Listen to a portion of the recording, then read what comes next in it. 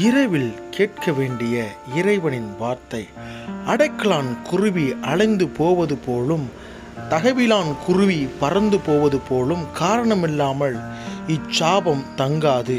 நீதிமொழிகள் 26ஆம் அதிகாரம் 2ஆம் வசனம். பிரியமான என் அன்பு தேவச்சனமே, ஆண்டவராகிய இயேசு கிறிஸ்துவின் நாமத்தில் இந்த ராத்திரி வேளையில் உங்களை சந்திப்பதில் நான் மிக்க மகிழ்ச்சி அடைகிறேன்.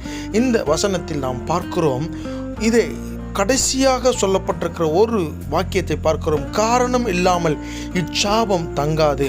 ஆம், எனக்கு பிரியமான என் அன்பு தேவச்சனமே, உங்கள் மீது காரணமில்லாமல் சிலர் உங்களை சபித்திருக்கிறார்களா?